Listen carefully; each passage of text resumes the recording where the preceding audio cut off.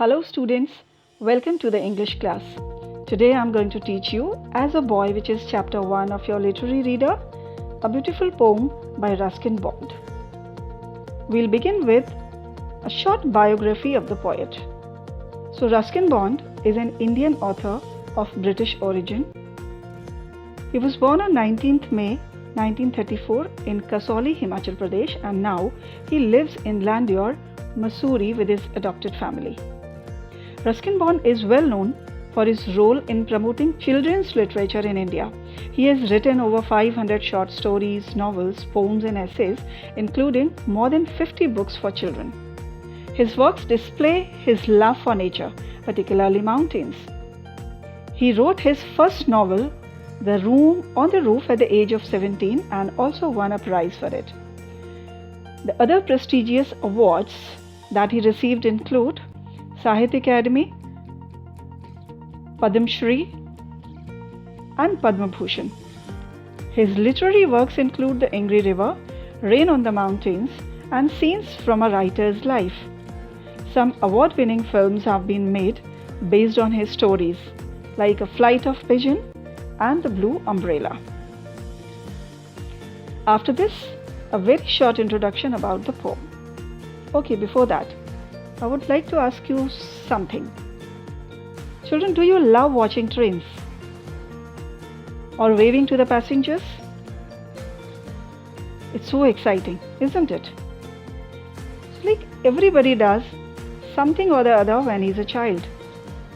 And these are the childhood experiences and the memories. Let's see what our poet did when he was a boy.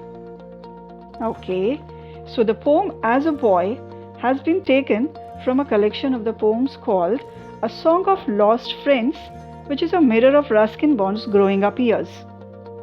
The poem highlights poet's childhood experiences,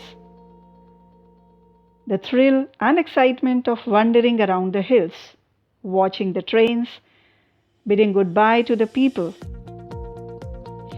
Reading the poem, we will also come to know that the poet did all this because he wanted to connect himself with these passengers. He was lonely and had absence of real friends in his life. So as a boy, Ruskin Bond also loved watching trains. Once when he was waving to the passengers, a young boy, whom he called the bright boy, who was almost of the same age as Ruskin Bond, waves him back.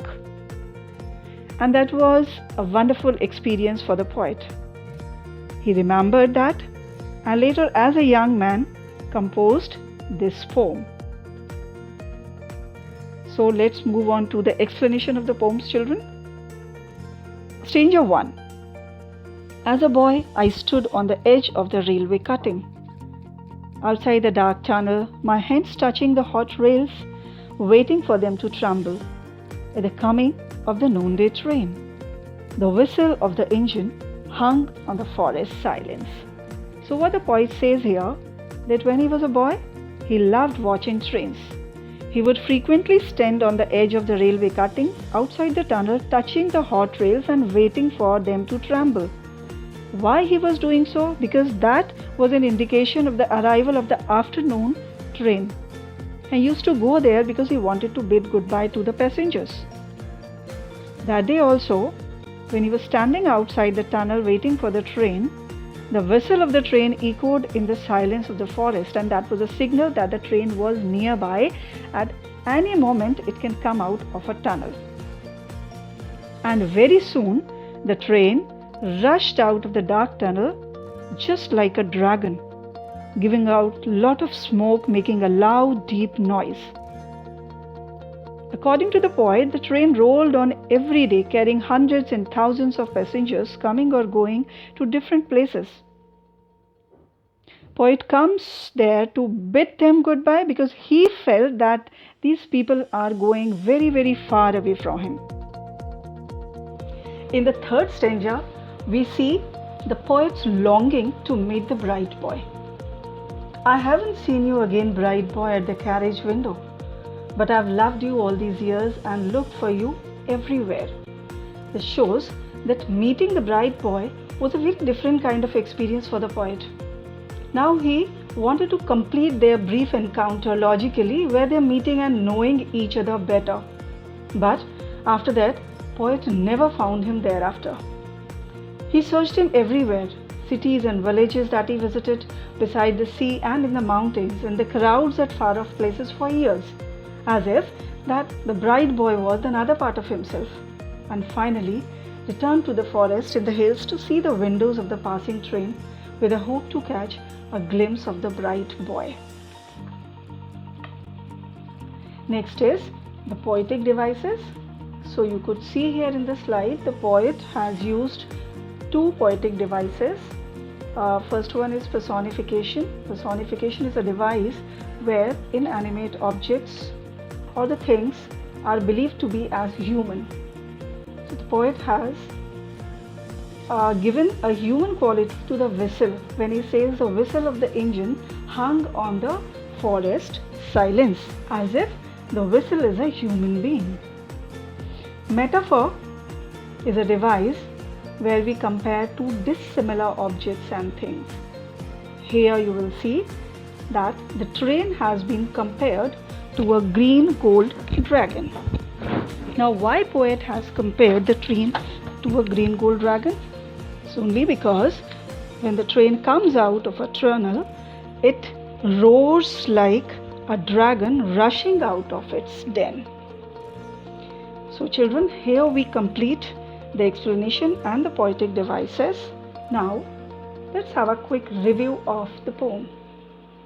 These are the key points also. The poem describes the love and fascination of the poet for trains.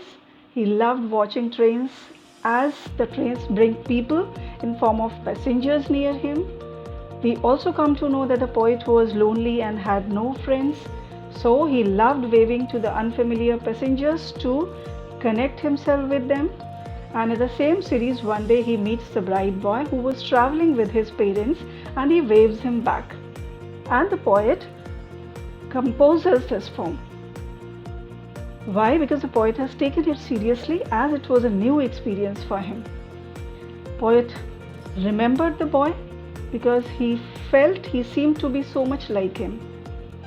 Then he kept on searching the boy everywhere because he wanted to be friends with him and wants to play with him. But he did not find him anywhere, and finally, hopelessly, he returns to the hills to watch the train's window, hoping to get one more chance of meeting the bride boy. That's all.